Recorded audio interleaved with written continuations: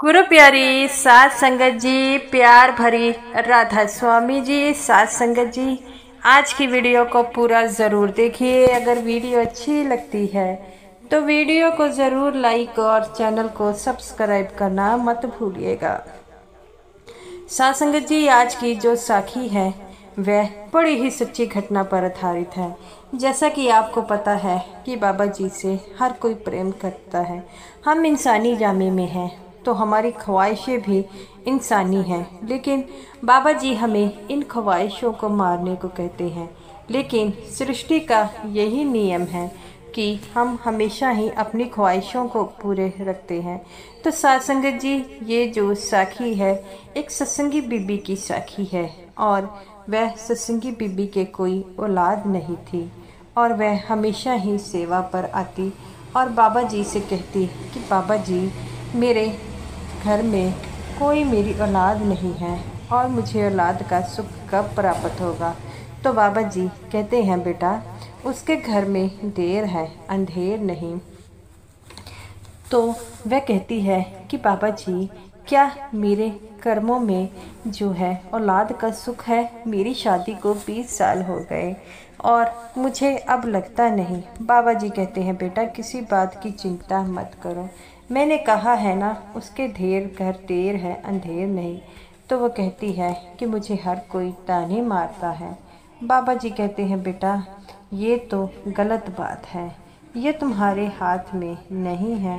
वो कहती है, बाबा जी अब मैं क्या करूं? बाबा जी कहते हैं, बेटा सिर्फ भजन सिमरन और उस मालिक पर विश्वास रखो, वह मालिक कभी किसी के साथ गलत नहीं करता।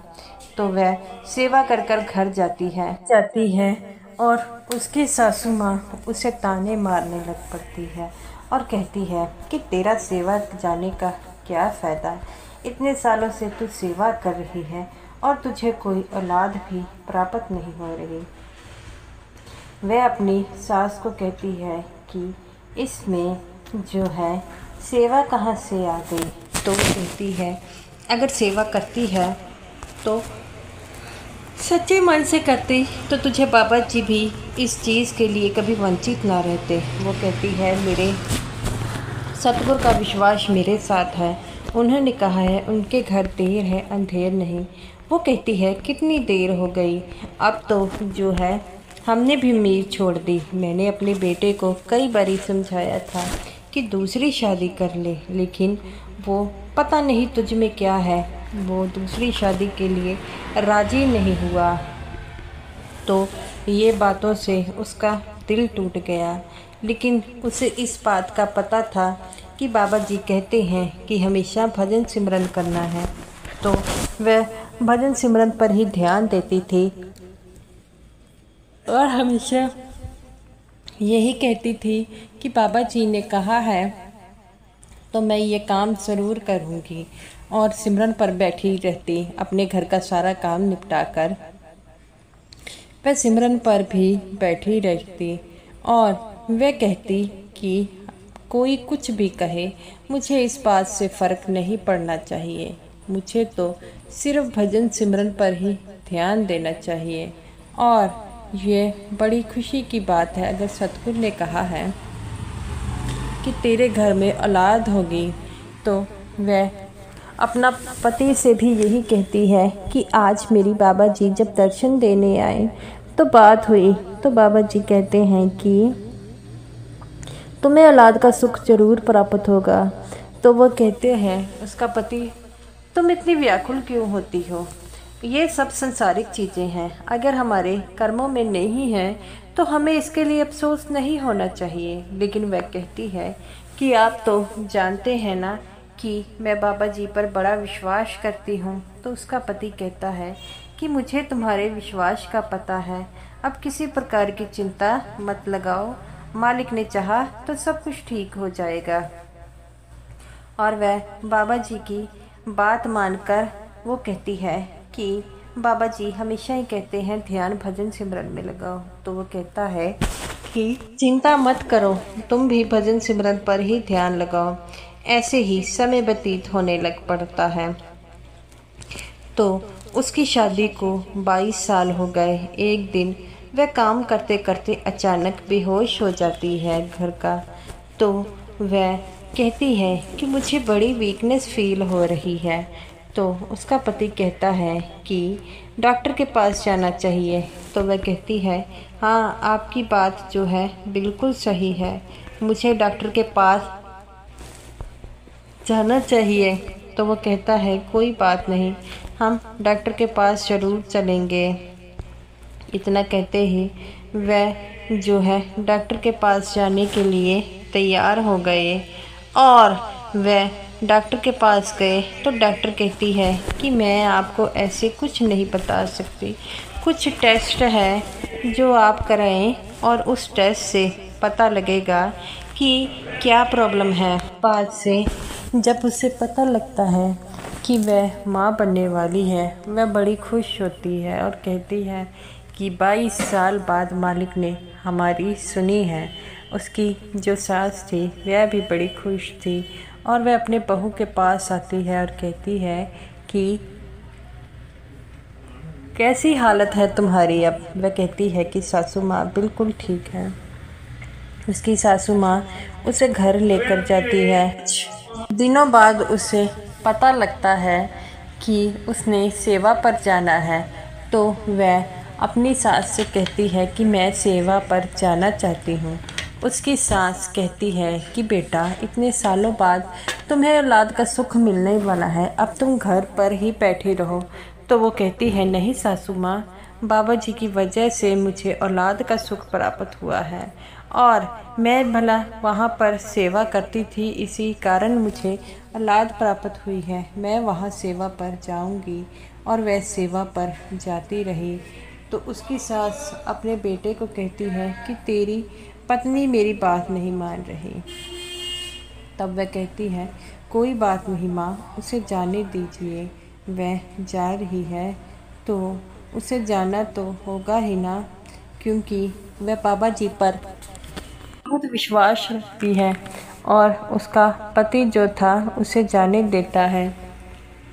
वो कहती है कि बाबा जी ने हमें ये सुख दिया है तो बाबा जी के वहाँ पर जाने से मुझे कोई नुकसान नहीं होगा। उसकी सास मुंह बनाकर चली जाती।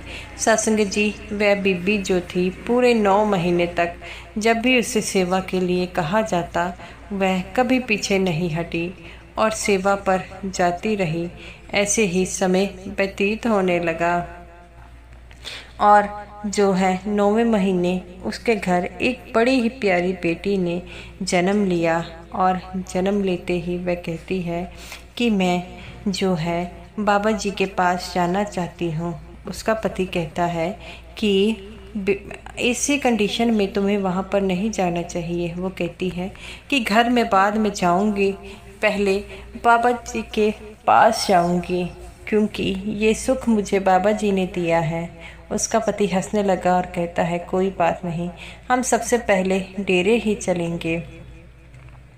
और वह जो है सारा परिवार डेरे में गया। बाबा जी को इस बच्ची के बारे में पहले से पता है। सत्संग जी सतगुरु ज्ञानी ज्ञान है, वह सब कुछ जानते हैं। हम समझते हैं कि सतगुरु को कुछ नहीं पता, लेकिन सतगुरु को हमारे पल पल की खबर होती है। और जब वहाँ पर वह साथ में एक बहुत बड़ा लड्डुओं का डब्बा ले गए और सारे सेवादारों को लड्डू बांटते गए। सेवादार भी बड़े खुश थे कि ये बीबी कब से जो है यहाँ पर सेवा आती थी, आज उसके घर एक सुंदर सी बेटी ने जन्म लिया। और उन्होंने सारे सेवादारों को लड्डू बांटे। सेवादार भी बड़ी खुशी के उस बच्ची को देखने के लिए आगे आ रहे थे। वो बीबी पूछती है बाबा जी यहाँ पर है, डेरे में ही है? तो वो कहती है कि बाबा जी तो आपका कब का वेट कर रहे हैं और वह अपनी इस नाती को देखना चाहते हैं। जब उसने ये बात सुनी उसकी आंखों से आंसू आ गए। और सत्संग जी जैसा कि आपको पता है कि बाबा जी बच्चों से तो बहुत प्रेम करते हैं।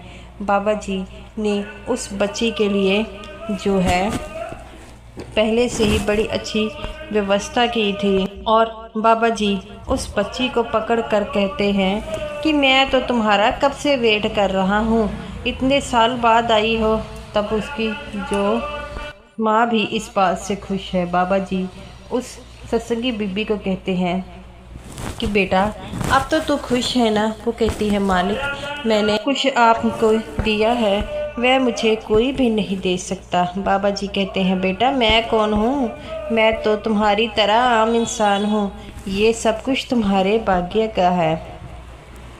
तो वो कहती है बाबा जी ये कुछ मुझे आपसे ही मिला है।